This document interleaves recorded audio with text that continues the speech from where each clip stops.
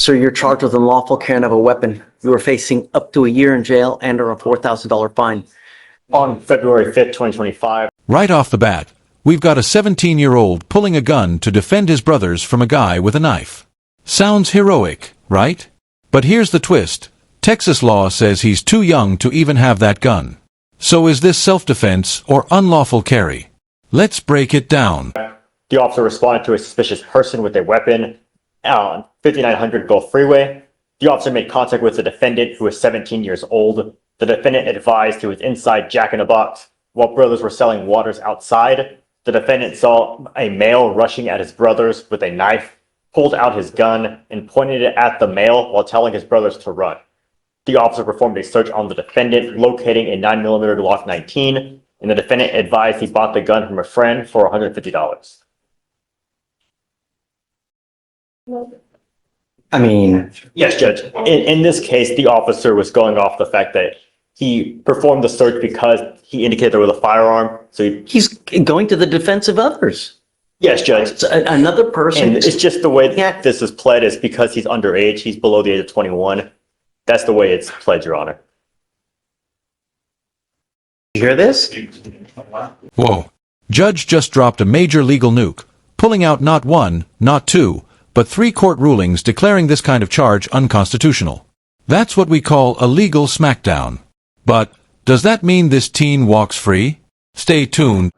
Hold on, I'm gonna go yell at somebody. Hold on. Don't know what's going on. Hi, Judge. Is this young man charged with unlawful carrying of possession for being under 21? Correct. Hold on, I've got a kit. Here's the GPS But I'm memo. more concerned about the defense of others. Did you hear it? I mean, No, hold on a second. Here's GPS. Let me give you a lawyer, Mr. Yeah. Oh, I volunteer. I volunteer representation. Yeah, Give me a record, can you fill that out, please? I will do that. But here's a GPS memo saying that it's on a second. unconstitutional. You know, representative gentleman? Oh, hell yes. Here's the Fifth Circuit saying that it's unconstitutional. Here is the United States District Court, Northern District, saying it's unconstitutional. Here's a motion to quash information. I'll just cross out the name. Great job. Yeah, I had to get in this fight yesterday, and I'm teed up. Here you go, Mr. Tito. Thank you. Judge. I was gonna, yeah, look, you gotta be very careful. You know, God forbid something happens where you really dig yourself a hole. I'm gonna find no probable cause, but really, you have to be very careful. You know, sometimes you make a decision in life and it can really have consequences, all right? You know what that means, right? Are you in school? Ever wonder what actually counts as intoxication in court? Just smelling like beer doesn't cut it. Let's see how this plays out because those sobriety test results, surprisingly clean.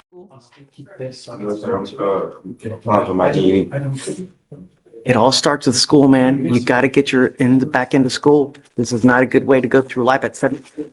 The more schooling you have, the more money you're going to make. Knowledge is power, my friend. Do it. Make something. Make me proud. Please. Kid's going to get dismissed. So you're charged with driving while intoxicated. You're facing up to 6 months in jail and or a $2,000 fine. We are going to do probable cause. You have the right to remain silent. Anything you say can and will be used against you. You have the right to have an attorney present. If you cannot afford one will be appointed to you, sir. Thank you, Your Honor. Officers were dispatched to a Holiday Inn in Harris County, Texas, in response to a disturbance. The caller reported that 2 white males left the property, one in an F-150 and one in a Mitsubishi. When the officer arrived, he observed a Mitsubishi, which matched the description given in the parking lot, headed toward the nearby road. The officer initiated a traffic stop and made contact with the driver, the defendant.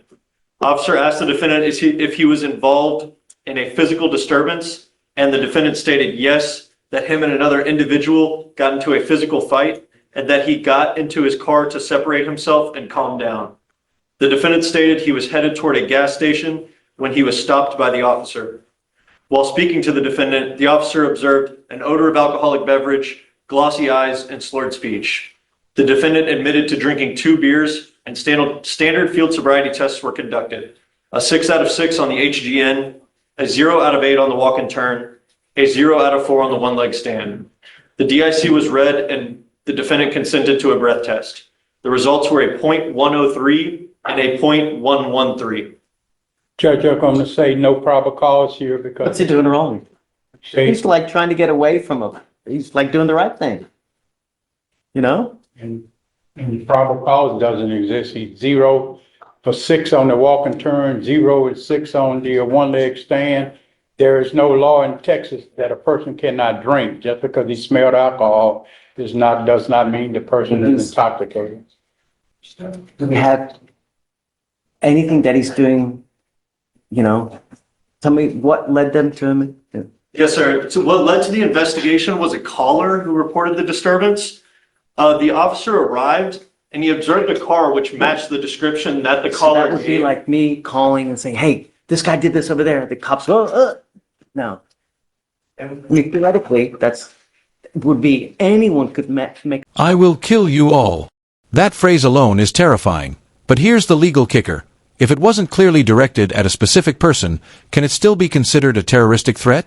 The courtroom's walking a fine line between chaos and case law right now. A phone call, make an allegation, cops go boom and just stop, do whatever they want without, no probable cause.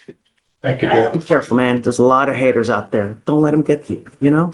Life's too short, all right? All right, good luck. So you're charged with terroristic threat. You're facing up to 6 months in jail and or a $2,000 fine. On August 1st, 2024, the officer was dispatched to a disturbance call, and upon arrival, the complainant and security staff stated that the defendant made threats to kill everyone, broke 2 hospital monitors, and was acting aggressive towards the medical staff.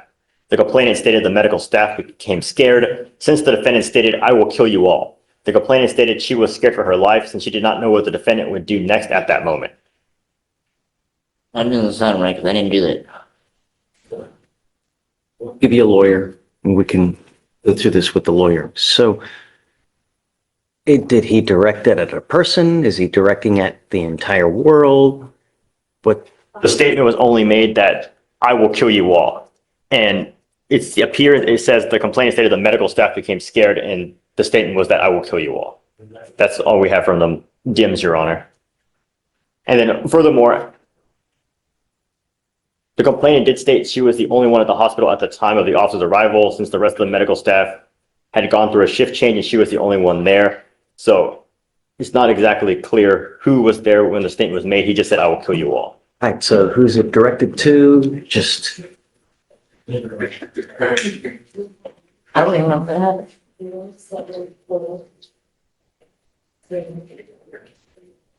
The DIMS does state that the defendant started to act aggressive towards the medical staff. and So I think that's why she was scared, right? it appears that it could follow on saying the defendant was, the complainant said she was scared and the medical staff was scared since he stated, "I will kill you all." So it appears that it was directed towards the medical staff as he was acting aggressive towards the medical staff.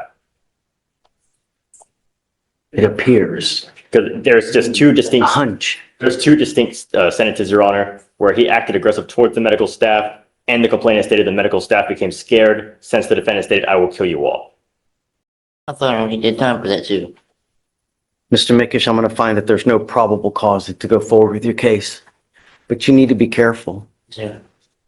Scaring people can kind of hurt them. You know what I mean? Your Honor, I don't. Don't.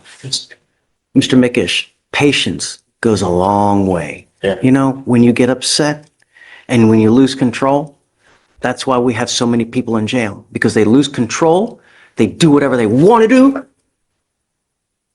and they don't think, if I do this, what's going to happen? If I say this, what's going to happen? Be careful. All right? All right, just hang tight for me in the back. What's his name? Watkins. Mr. Watkins, did you just get out of jail? Where did you think you were going today? To the beach? No, sir. No, it was storage. They actually locked it from me, and that's transitioning from moving, so I didn't have access to any of my clothes. Please don't come in clothes. It's very disrespectful. Okay? All right. In shorts, I mean. You're in shorts. I literally had this on for left. Mr. Watkins, you're charged with evading arrest or detention. You're facing up to a year in jail and or a $4,000 fine. We're going to do probable cause. You have the right to remain silent. Watkins walked away from the cops for 100 yards, which is basically a full football field. Was he evading, or just pretending the officer was invisible? Either way, It's not a great strategy when you're already under suspicion. Anything you say can or will be used against you. You have the right to have an attorney present during questions and any interviews. If you cannot afford a lawyer will be appointed to represent you. Okay. This officer was the check by unit in uniform for a stolen vehicle call and arrived first at the scene. This officer parked behind the suspect and approached the vehicle to verify the license plate while defendant Watkins was outside the vehicle. Witness officer confirmed the vehicle and told the defendant Watkins to turn around and put his hands behind his back. Witness officer stated that the defendant Watkins started to walk away from the vehicle, ignoring all his commands. Witness officer stated that he tried to grab the defendant Watkins by the arm and the suspect pulled away and kept walking. Mic drop from the judge. When you hang with dogs, you get fleas. That's not just courtroom advice, that's life advice. And it lands hard after a chain of near-miss legal outcomes in this hearing. The officer stated he again told the defendant Watkins to stop walking away, but he refused to stop.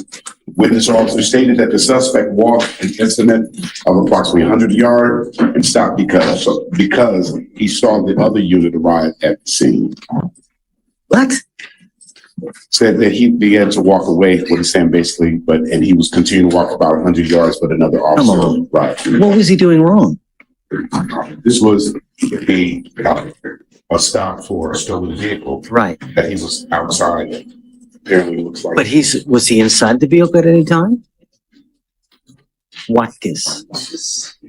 I'll check it out, Coach. Was he? The license plate, that was via the license plate. He was outside the vehicle. Nonetheless, he was in the vehicle to say he was outside the vehicle. Was he standing while